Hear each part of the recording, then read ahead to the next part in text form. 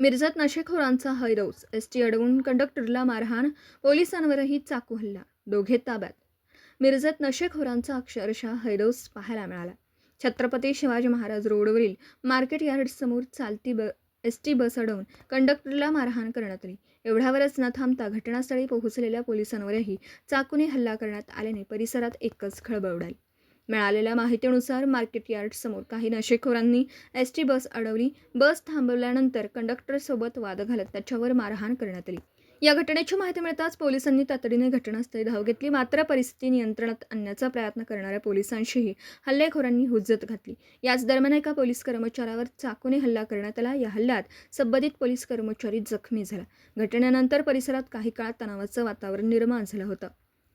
पोलिसांनी तात्काळ कारवाई करत परिस्थिती नियंत्रणात आणली असून या प्रकरणातील 2 हल्लेखोरांना ताब्यात घेण्यात आलं.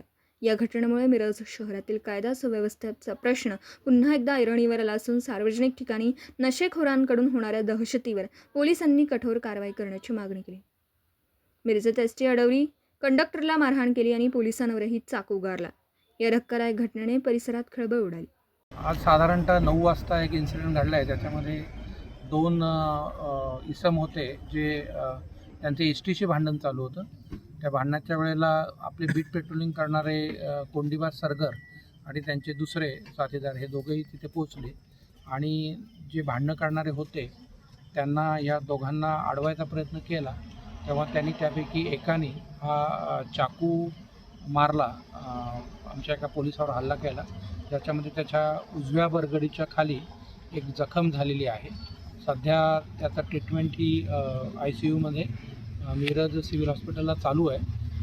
दोन्ही जे आरोपी आहेत त्यांना ताब्यात घेण्यात आलेलं आहे आणि पुढील सर्व कायदेशीर प्रक्रिया, गुन्हे दाखल करणे, आरोपी अटक करणे ही महात्मा गांधी चौक पोलीस स्टेशन करत आहे.